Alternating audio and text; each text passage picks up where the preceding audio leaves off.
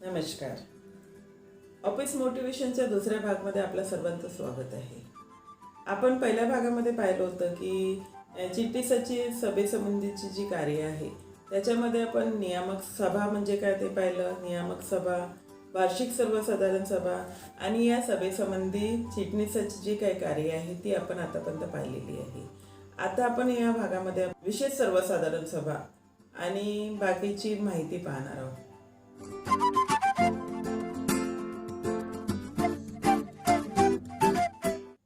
विशेष सर्वसाधारण सभा विशेष म्हणजे विशिष्ट परिस्थितीमध्ये किंवा विशिष्ट आणि तातडीच्या कामासाठी जी काही सभा घेतली जाते त्याच्यामध्ये 2 वार्षिक सभेच्या मध्ये ज्या सभा म्हणजे आयोजित केल्या जातात म्हणजे विशेष कामासाठी किंवा तातडीच्या कामासाठी म्हणजे 2 वार्षिक सभेपर्यंत त्या सभा थांबवणे शक्य नसेल आणि निर्णय घेणे सभासदांना बोलावून निर्णय घेणे आवश्यक असेल.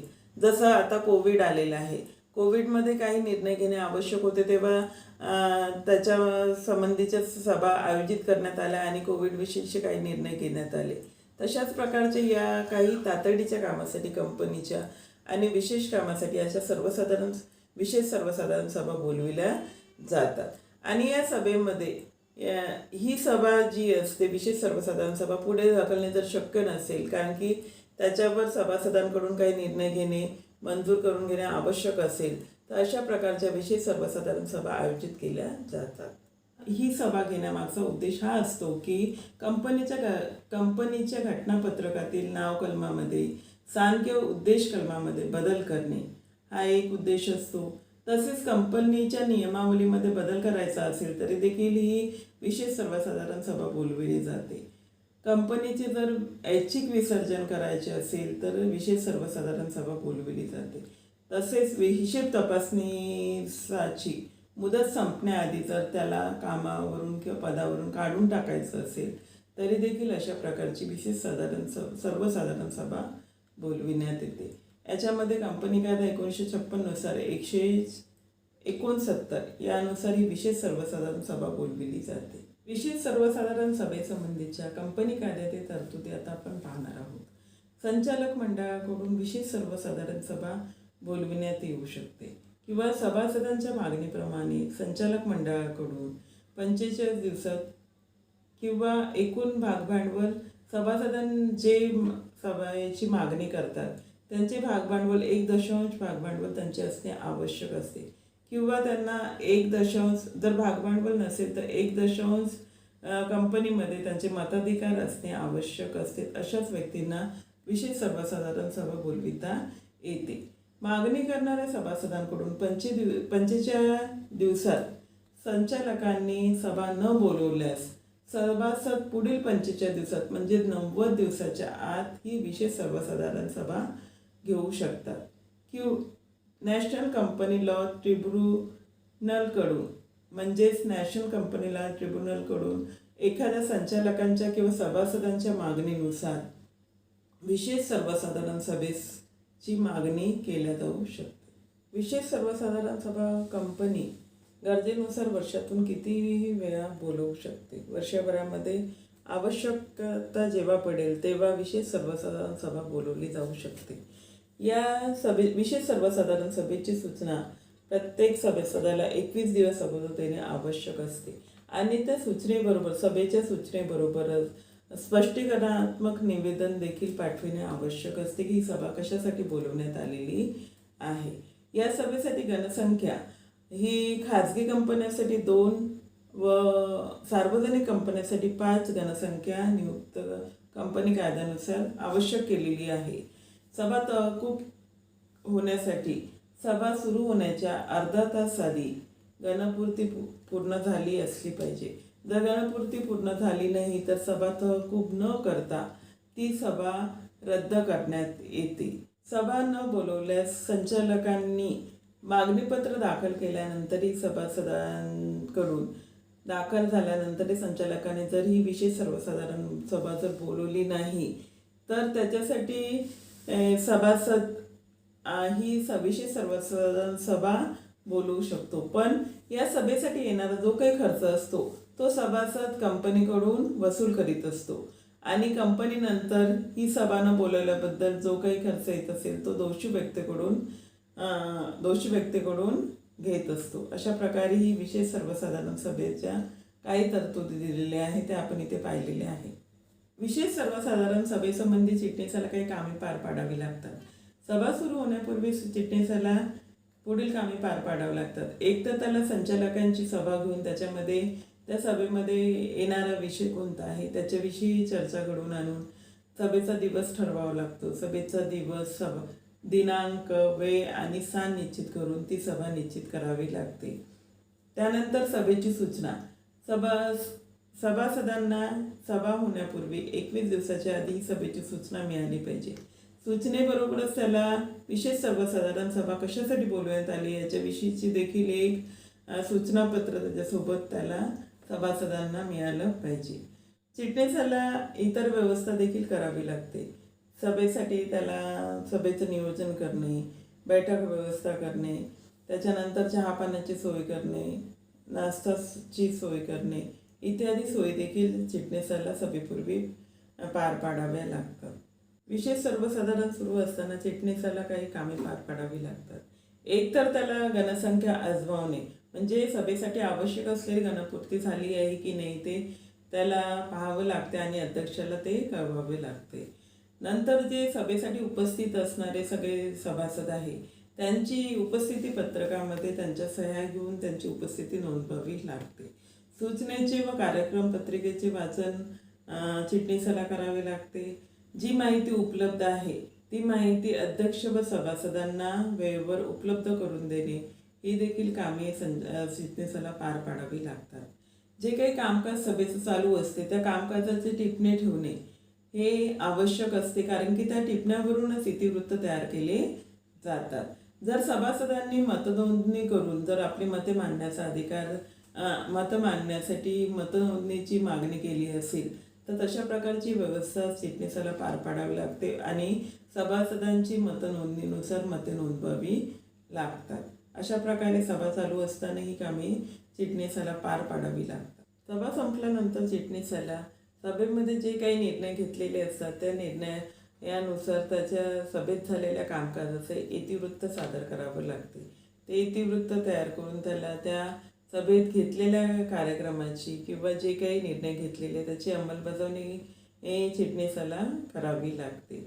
तसेच जो हिशेब जे सभा घेतलेली आहे विशेष सर्वसाधारण सभा त्याच्यामध्ये जे काही ठराव पास झालेले आहे किंवा घटनापत्रकात नियमावलीमध्ये बदल झाले असेल तर ते झालेले बदल 3 महिन्याच्या आत प्रतिनोंदणी अधिकाऱ्याकडे त्याला सादर करावे लागते. 3 महिन्याच्या आतमध्ये ते सादर करून त्याच्यावर ते प्रतिनोंदणी अधिकाऱ्याकडे सादर करणे चिटणीसाला आवश्यक असते. अशा प्रकारे चिटणीस सभा संपल्यानंतरची पूर्ण कामे पार पाडत असतो. आतापर्यंत आपण भागधारकांच्या सभा पाहिल्या. त्यामध्ये आपण नियामक सभा, वार्षिक सर्वसाधारण सभा, विशेष सर्वसाधारण सभा आणि त्या सभेसंबंधी चिटणीसाची सभा चालू असताना सभेपूर्वीची व सभानंतरची जी काही कामे आहे ती सर्व आतापर्यंत आपण पाहिलेली आहे. आपण आता संचालकाच्या सभा पाहणार आहोत. संचालकाच्या 2 सभा असतात. एक तर संचालक मंडळाची सभा आणि दुसरी समितीची सभा. संचालक हे भागधारकांचे निवडून दिलेले प्रतिनिधी असतात. ते कंपनीच्या दैनंदिन कामकाजाची जबाबदारी संचालकावर असते. संचालक मंडळ संयुक्तपणे कंपनी व्यवस्थापनाचे अधिकार त्यांना प्राप्त झालेले असतात. कंपनी संबंधीचे सर्व महत्त्वाचे निर्णय संचालक योग्य पद्धतीने घेण्याकरिता व योग्य पद्धतीने संघटित केलेल्या सभेत घेणे आवश्यक असते. संचालक मंडळाची ही सभा दीर्घकालीन धोरण ठरविण्यासाठी व त्याचप्रमाणे कंपनीचे दैनंदिन व्यवस्थापन करण्यासाठी केले जाते. कंपनीच्या दृष्टीने संचालकाची ही सभा अतिशय महत्त्वाची असते. संचालक मंडळाच्या सभेचे उद्देश. संचालक मंडळाच्या सभेचा महत्त्वाचा उद्देश म्हणजे अध्यक्षाची निवड करणे, कंपनी चिटणीस तसेच पहिले हिशोब तपासणीस व कायदा सल्लागार यांची नेमणूक करणे हा देखील संचालक मंडळाचा सभेचा उद्देश असतो. तसेच कंपनीच्या बँकर्सची नेमणूक करणे, कंपनीचे भाग विमेकरांबरोबरच्या करारांना तसेच प्राथमिक करारांना मान्यता देणे, कंपनी मुद्रेला मान्यता देणे, कंपनीच्या माहिती पत्रकाचा मसुदा मान्य करणे इत्यादी कामे संचालकांच्या या सभेमध्ये संचालकाचा सभा घेण्यामागचा उद्देश असतो. संचालक मंडळाच्या नियमित सभांचे उद्देश संचालक मंडळाच्या ज्या काही सभा होतात त्या सभेमध्ये विचारविनिमय करून निर्णय घेतले जातात. कंपनीमध्ये निर्णय घेत असताना भागांची विक्री व वाटप करणे याच्यावर निर्णय घेतला जातो. तसेच वरील भागांचे जे हप्ते असतात त्या हप्त्यांची मागणी करण्याचे निर्णय घेतले जातात. भाग जप्ती व भाग समर्पण याच्याविषयी देखील या सभेमध्ये निर्णय घेतले जातात. भाग हस्तांतरण व भाग संक्रमण तसेच कर्जरोख्यांची विक्री करणे, व्यवसायाच्या धोरणांची आखणी करणे, लाभांश व शिफारस तसेच भाग वाटप करणे, नंतर कंपनीच्या अधिकाऱ्यांची नेमणूक करणे, त्यांच्या बढत्या करणे, त्यांना निवृत्ती देणे, केव्हा केव्हा या बढत्या व निवृत्ती करायच्या, नेमणुका केव्हा करायच्या याच्याविषयीची संचालक मंडळाच्या सभेमध्ये निर्णय घेतले जातात. तसेच नोंदणी अधिकाऱ्यांच्या विशेष कागदपत्र व दर वाटपासंबंधी ठराविक मुदतीत ते सादर केले जातात. संचालक मंडळाच्या सभेसंबंधीच्या कायदेशीर तरतुदी पुढीलप्रमाणे आहे. संचालक मंडळाची सभा बोलवण्याचा अधिकार संचालक मंडळाचे जे अध्यक्ष असतात त्याला पूर्णपणे सभा बोलवण्याचा अधिकार दिलेला आहे. सभेची वेळ आणि मुदत सभेसाठी योग्य मुदती देणे आवश्यक आहे. नियमावलीनुसार सभेचे वेळ निश्चित केलेली असते. तसेच सभेसाठी ही सभा संचालकांची सभा ही 3 महिन्यातून एकदा घेणे आवश्यक आहे. वर्षातून कमीत कमी 4 संचालकांच्या सभा होणे आवश्यक आहे. तसेच प्रत्येक महिन्याला देखील या संचालकाची सभा घेतल्या जाऊ शकतात किंवा दर 15 मिनिटांनी देखील संचालकाच्या सभा घेतल्या जाऊ शकतात. संचालक मंडळाच्या 1/3 संचालक किंवा 2 यापैकी जी गणसंख्या जास्ती असेल ती गणसंख्या सभेसाठी आधारभूत ठरली जाते आणि सभा घेतली जाते. त्याच्या व्यतिरिक्त सभा ही तहकूब जर करायची असेल तर गणपूर्ती झाली नसेल तर गणपूर्ती अभावी सभा तहकूब करता येते आणि त्याच पुढच्या आठवड्यामध्ये त्याच दिवशी त्याच ठिकाणी आणि त्याच वेळेला ती संचालकाची सभा पुन्हा घेतल्या जाऊ शकते. अशा प्रकारे संचालकांच्या सभाविषयी काही तरतुदी दिलेल्या आहे. आता आपण संचालक मंडळाच्या सभेसंबंधी चिटणीसाची कोणकोणती कामे आहेत ती पाहणार आहोत. तर चिटणीसाला सभा सुरू होण्याच्या आधीही कोणकोणती कामे करावी लागतात ती आता पाहणार आहोत. तर एकतर चिटणीसाला सभा ठरवणे, अध्यक्षाची चर्चा करून तो सभा ठरवत असतो. सभेची वेळ कोणती राहणार आहे त्याची तारीख, वार व ठिकाण निश्चित करून सदर सभेची सूचना व कार्यक्रम पत्रिका तयार करण्याचं काम चिटणीस करीत असतो. त्याच्यानंतर जी सभा ठरविलेली आहे त्या सभेसंबंधी सूचना पाठविण्याचं काम देखील चिटणीस करत असतो. त्याच्यासोबत सूचनेसोबत तो कार्यक्रम पत्रिका देखील पाठवत असतो. ती साध्या टपालाने त्या सभासदांच्या पत्त्यावर पाठविली जातात. सभेसाठी आवश्यक असणारे कागदपत्रे आणि दस्तऐवज व अहवाल तयार करण्याचं काम चिटणीस करीत असतो.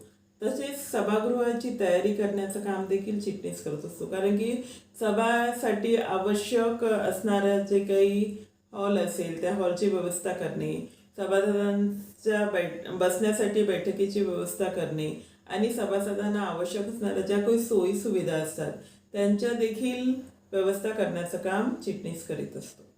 संचालकाची सभा चालू असताना चिटणीसाला काही कामे पार पाडावी लागतात.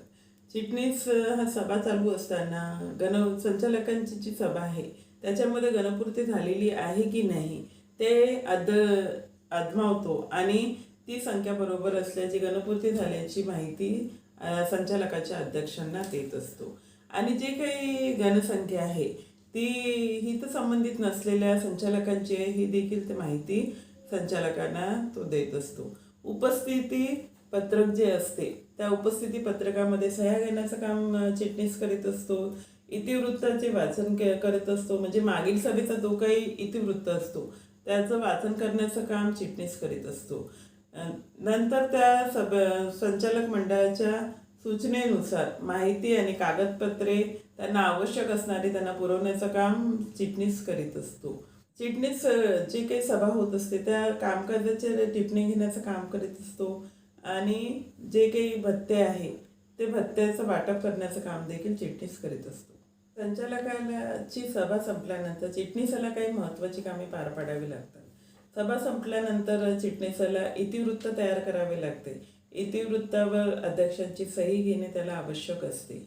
तसेच अंमलबजावणी करणे म्हणजे सही घेतल्यानंतर निर्णयांची व सूचनांची अंमलबजावणी, जे सभेमध्ये काही निर्णय घेतलेले आहे त्या सगळ्यांची अंमलबजावणी करण्याचं काम चिटणीस करीत असतो. त्याच्यानंतर समितीच्या सभा घेणे. कंपनीच्या नियमावलीनुसार काही समितींच्या सभा आयोजित करण्यात येतात. कंपनीमध्ये जे काही नियम तयार केलेले आहेत त्याच्यानुसार निर्णयाबाबींच्या समस्या सोडवण्यासाठी किंवा अध्यक्षांचा अहवाल सादर करण्यासाठी संचालकांच्या छोट्या छोट्या समित्या नेमण्यात येतात. अधिकार संचालक मंडळ या समितीच्या सभा ठरविण्यात येतात. अशा प्रकारे संचालकांच्या म्हणजे वेगवेगळ्या कारणांसाठी किंवा वेगवेगळ्या विषयांवर निर्णय घेण्यासाठी समितींच्या वेगवेगळ्या छोट्या छोट्या समिती निर्माण करण्यात येतात. या वेगवेगळ्या समित्यांसाठी चिटणीसाला इतिवृत्त तयार करावे लागतात. या वेगवेगळ्या समित्यांचं देखील इतिवृत्त तयार करण्याचं काम सचिवच करीत असतो. त्याच्यानंतर या काही समित्या असतात त्या काही समित्या या कायमस्वरूपी असतात. त्याच्यामध्ये उदाहरणार्थ आपण भाग संक्रमण समिती ही कायमस्वरूपाची असते, तर काही समित्या या तात्पुरत्या समित्या असतात. त्याच्यामध्ये भागवाटप समिती भागवाटपापुरतीच असते. नंतर शोधन समिती पैसे वाटप करण्यापुरती. नंतर काही समित्या त्यांचं नियोजित कामकाज संपल्यानंतर या समित्या संपुष्टात येत असतात. अशा प्रकारे या ज्या काही समित्या निर्माण केल्या जातात त्यांचे अंतिम निर्णय घेण्यासाठी सादर केल्यानंतर या समित्या संपुष्टात येत असतात. या भागामध्ये आपण विशेष सर्वसाधारण सभा पाहिलेली आहे. त्याच्यामध्ये या सभेसंबंधी चिटणीसाचे कार्य आणि संचालकांच्या सभा व समित्यांच्या सभा याच्याविषयीची पूर्ण माहिती आपण याच्यामध्ये कव्हर केलेली आहे आणि ही माहिती तुम्हा विद्यार्थ्यांना खूपच उपयोगी पडेल असं मला वाटतं.